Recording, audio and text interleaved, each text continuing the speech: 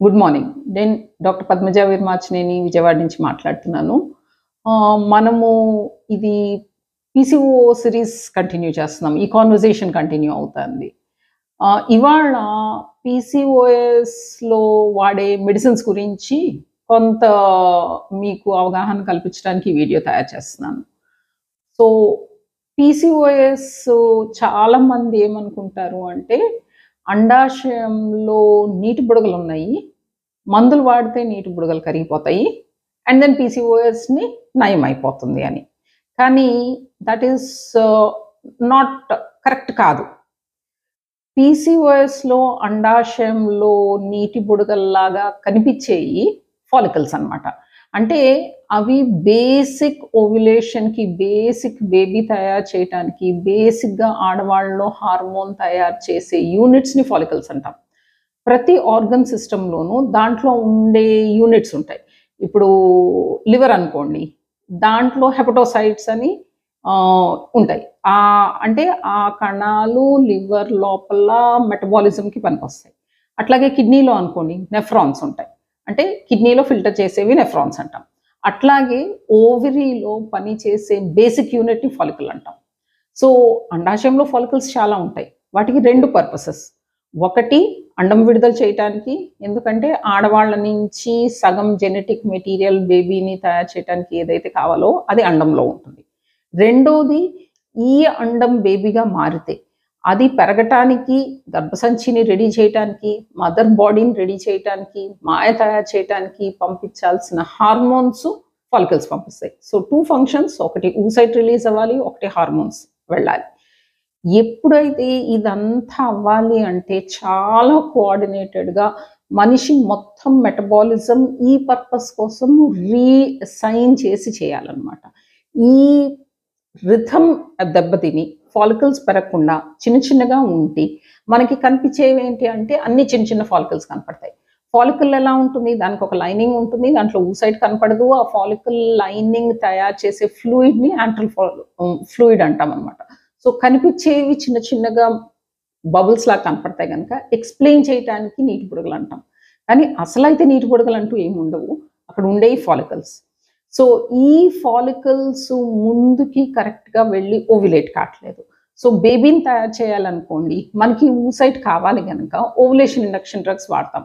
అంటే ఈ ఉన్న వాటిల్లో నుంచి ఏవైతే ఇక్కడ అరెస్ట్ అయినాయో కొంచెం పుష్ చేసి అవి ఓవ్యులేట్ అయ్యేటట్టు చేయటానికి.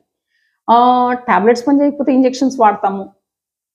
అండ్ కొన్ని కొన్ని సార్లు టూ మెనీ ఉండి, అవి ఏ విధంగాను ముందుకు వెళ్ళకుండా మిగతా వాటన్నిటితో ఇంటర్ఫియర్ అయితే చాలా తక్కువ మోతాదులో లాప్రోస్కోపిక్ ఓవేరియన్ డ్రిల్లింగ్ ఉంటుందన్నమాట. సో, ఈ టెక్నాలజీస్ అన్నీ ఓవ్యులేషన్ చేయటానికి.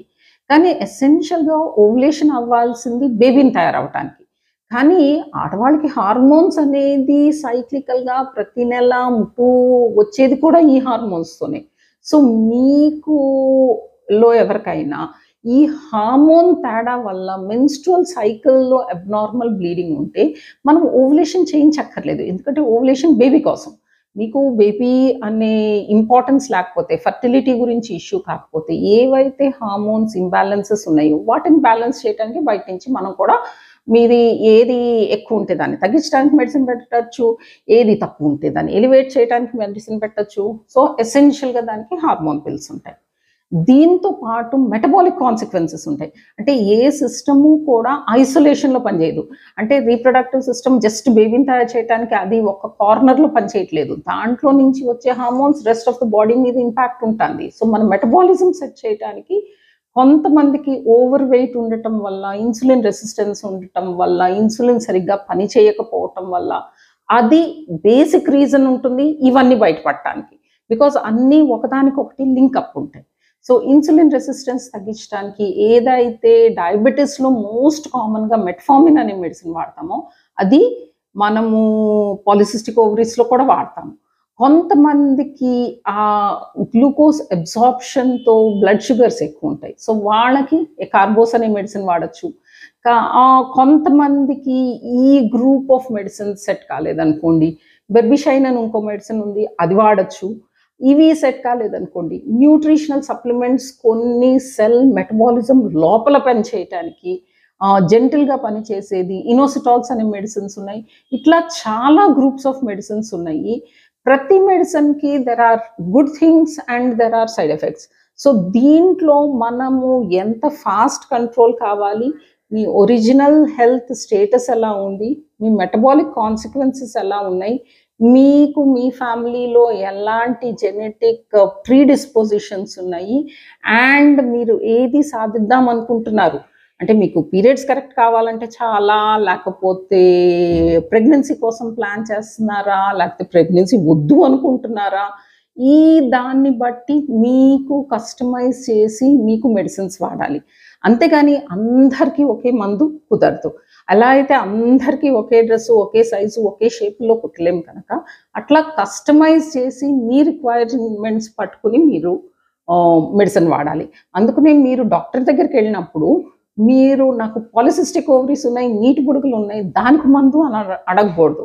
మీరు అడగాల్సింది వాట్ ఈస్ ద ట్రబుల్, మీకు ఏ కష్టం ఉంది, మీరు ఏం సాధిద్దాం అనుకుంటున్నారు అనేది చెప్తే దాన్ని బట్టి డాక్టర్ మీకు మెడిసిన్స్ రాస్తారు. అర్థమైంది అనుకుంటున్నాను. మీకు ఏదైనా డౌట్స్ ఉంటే కామెంట్ బాక్స్లో పెట్టండి. మీ డాక్టర్కి మీరు క్లియర్గా ఇది వాడుతున్నాను, ఇది నా డైట్, ఇది నా లైఫ్ స్టైల్, ఇది నేను చేయగలను, ఇది నేను చేయలేను అని చెప్పి మీకు కస్టమైజ్ ట్రీట్మెంట్ రాయించుకోండి. అప్పుడు పాలిసిస్టిక్ ఓవరీస్తో మీరు బాధపడక్కర్లేదు. ఎందుకంటే టెక్నాలజీస్ చాలా చాలా అడ్వాన్స్ అయింది, మెడిసిన్స్ కూడా చాలా రకాలు ఉన్నాయి. Thank you. I'm doctor Padmaja, Vijayawada.